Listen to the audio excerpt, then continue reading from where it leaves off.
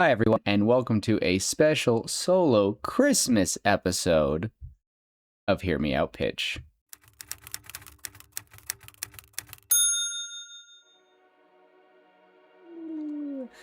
Well, everybody, it's that time. Can't keep doing with that because I'll get in trouble, but Christmas time is here, and Merry Christmas from all of us here at Hear Me Out Pitch, even though it's just me today. Tim had, it's family. He has a brand new little baby on the way, and things get busy. So plans got wrecked for earlier this week to plan and do a little nice Christmas episode. But I wanted to do something with you guys because you all deserve it. And it's been a fun year. And even though not much has changed for the podcast, there were a few instances so far that I've just been so grateful for. So, and hopefully there'll be many more. And I'm sure we'll talk about that in the next week's episode before the New Year's. Hopefully there is one. Everyone hope that Tim will feel good and everything will be clear. So, I mean, I'm enjoying myself a nice couple week vacation from work. So this is what I get to worry about right now. So anyway, I just want to do a quick one, and we're going to do just a nice, Willem solo episode where I talk about a movie I love. And today I am going to plead my case with you all about why Nightmare Before Christmas is in fact a wonderful Christmas movie. Now, first off, I will have to say that the characters are very much Halloween. Jack Skellington, Sally, so many, they of course, they're Halloween characters. I'm not going to get that out of the way. You can watch this movie for Halloween, but really, though, my argument is Halloween is over after the first song.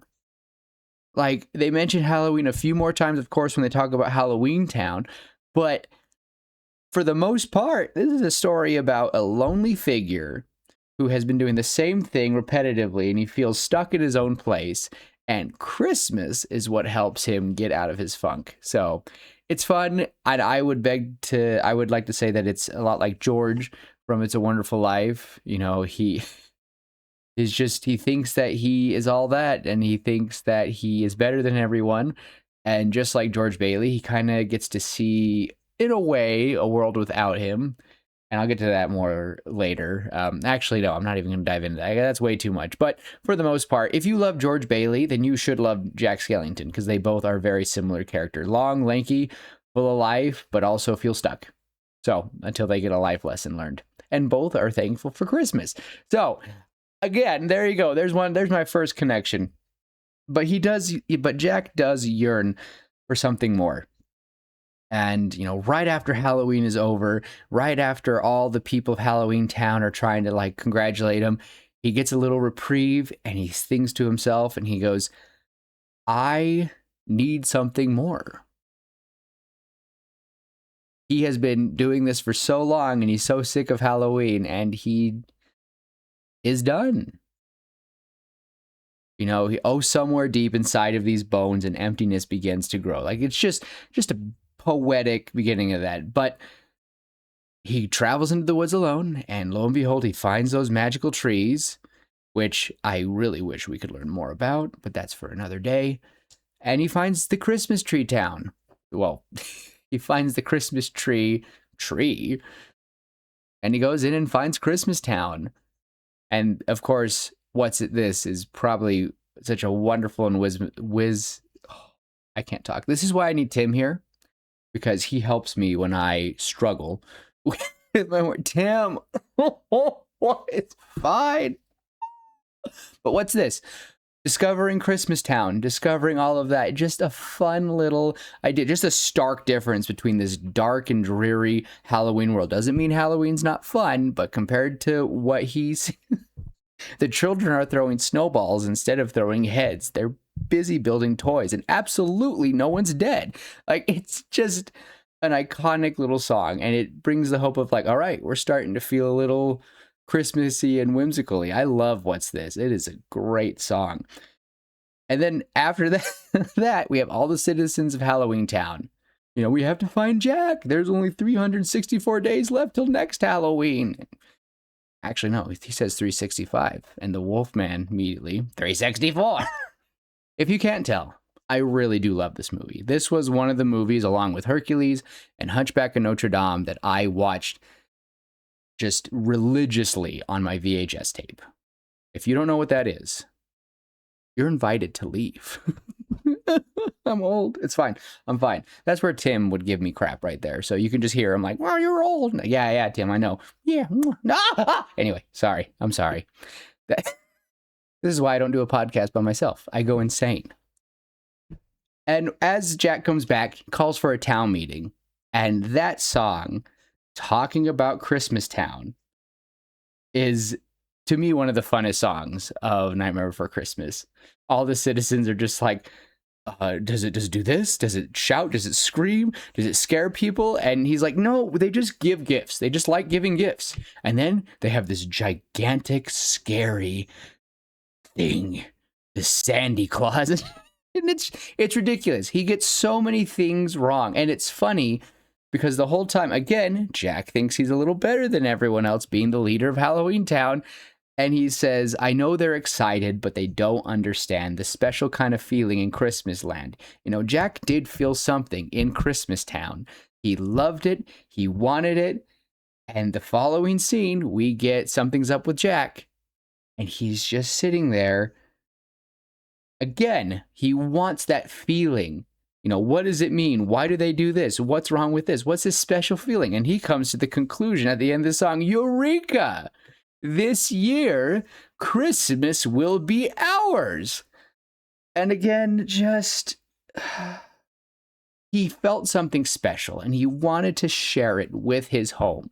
He felt something wonderful in Christmas Town, but he got everything wrong. He could have, in another life, Jack would have asked Santa Claus for help. And I'm sure Santa Claus would have loved to. But Jack, again, thinking he's so much better, had to go about and do his own thing.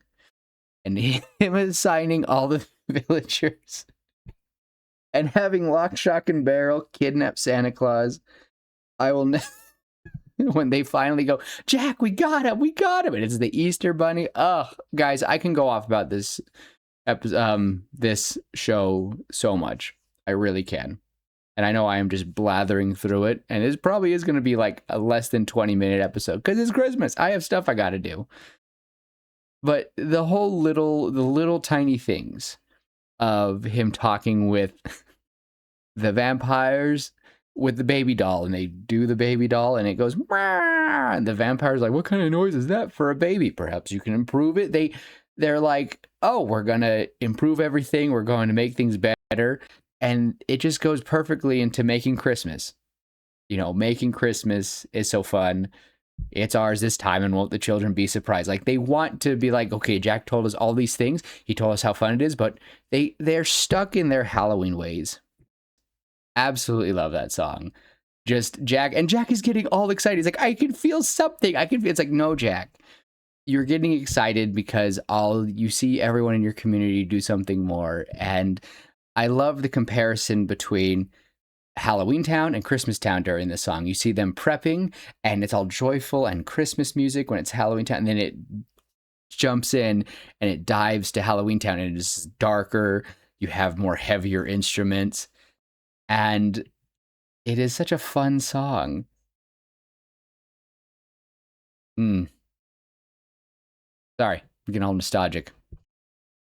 Now, with that being said, we have to do one simple thing. And I don't think I'm probably doing a good case of why this is proving this is such a good Christmas movie. And it might just turn into myself just ranting about how much I love this movie. But again, everyone is trying to do their best to get ready for Christmas. This whole community, the whole town of Halloween Town, was so excited for Christmas. And I just feel like that is one thing that Christmas did for Halloween Town, is that they all got excited. They were doing their best to enjoy it as much as they can. They saw their leader, Jack, the king of Halloween Town, be so excited. They're like, we want that too. And it's just, for me, just so cute to see them that way. They were trying to do their best for it. And that's all that matters to me. Now, with that, we have Santa Claus in this movie. Santa Claus is in this movie. They have 2 songs. Well, a song and a half. Because I will say the Christmas Town song is more about Santa Claus at the end, Sandy Claus. And then we have Lock, Shock, and Barrel, Kidnap the Santa Claus, which is so much fun and probably not the best of my points here. But again, it's a song about Santa Claus. Even though, are they kidnapping him? Yes. Are they going to feed him to Oogie Boogie? Yes. And when they finally do kidnap him and they bring him in, I just love it. Oh, you have hands. You don't have claws. Poor Santa Claus is like, oh, and it's so funny because later in the movie he's like, skeletons never learn anything, and it's like, hold on a minute, Sandy, you've met more than one talking skeleton in your lifetime. I need to learn more. Oh. Oh my gosh. And the songs are Christmassy. Now, I will talk about probably, to me, the most impactful scene of The Nightmare Before Christmas, and that is Jack's night out on Halloween Town. Jack's night out on Christmas Eve. He's going about, and he's doing his best. The little boy who finds him, like, what's your name? That's all right. Like, he doesn't understand anything. He's just mimicking Santa Claus. He loves the idea of it so much, and nothing's right. He has skeleton reindeer pulling his rocket-powered sleigh. Zero, his dutiful ghost dog, pulling the reins as Rudolph and guiding his way. And it's such a fun little play on it. It makes you think about Christmas. You see Zero, and all you think of is Rudolph. You see him on his sleigh, think of Santa. He did his best to be Santa, but it wasn't enough, and he ended up terrorizing the humans of the world. You're welcome, one and all. And they're all calling 911, barricade your chimneys, don't let anyone in. And they're all manning up their weapons to fight him, and then the army comes in. And poor Jack, he really thought he was doing so well. He hears everyone screaming, and to Jack, screaming is what he loves. And then finally, after all the searchlights come on and they're celebrating him with fireworks, Jack is shot out of the sky. Now, admittedly, I will admit this, the scene, I'm 30 years old. I've watched this movie more times than I can count. But the image of Jack Skellington getting shot out of the sky and saying Merry Christmas to all, and to all a good night, with the citizens of Halloween Town absolutely mortified that their king was shot down, still gets me welling up to this day. Don't know why. And the second I hear the mayor of Halloween Town going, terrible news, folks, the worst tragedy of our time, it just, I'm doing so good right now. And I still love that scene even more because Jack has ruined everyone's day. We cross over to a policeman in the human world saying, attention everyone, even though the perpetrator has not been found, even though the perpetrator has been shot down, there's still no sign of Santa Claus. And we see that both towns, both worlds have been affected by Jack's mess up. And again, you're probably all thinking, Willem, this is not very Christmassy. It's Christmas Eve. It is Christmas Eve, and Jack Skellington has a moment of recollection. And an iconic image in my head is seeing that graveyard angel holding Jack Skellington's body broken and bleeding. And Poor Old Jack is one of my favorite songs.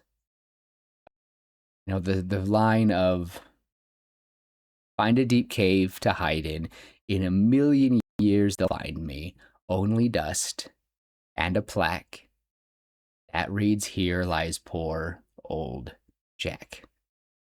I remember when as a little kid, you don't really understand what they're saying, but the day that line, connected, I went, oh. But Jack never intended all of this. He never intended anything. He did his best, and he created something swell. And he touched the sky. And he got to enjoy a little bit of Christmas. A lot of it. Sometimes we have to learn pretty hard lessons on Christmas Eve. It's a time to reflect, and a time to hope for anew. Just like the Grinch, just like Ebenezer Scrooge, and just like Jack Skellington, sometimes you need to realize how good you have it, or at least what more you can give to the world. So that is why I think The Nightmare Before Christmas is one of the greatest Christmas movies. And the end is just so cute. Santa Claus giving the citizens of Halloween Town one final gift of a snowy Christmas day. And Jack finally realizing that he had a whole lot to be thankful for. And he realized, of course, that Sally loved him and he loved her. So it's a short episode. Short and sweet.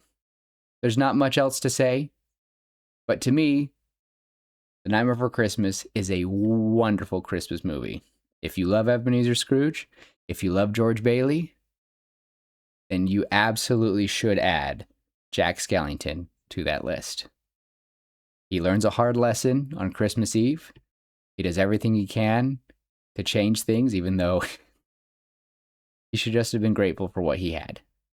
And sometimes you need a good slap to the face on Christmas Eve. So what else is new? So that means mine might be coming up today. But in all honesty, I hope that everyone has a wonderful Christmas Eve, and I hope that you all have a wonderful Christmas Day. So, as in the words of Tim, love each other, be kind, and just remember that Christmas is a wonderful time of year. And with that, everybody, we will see you next time. See you later, pitches. Merry Christmas. Bye.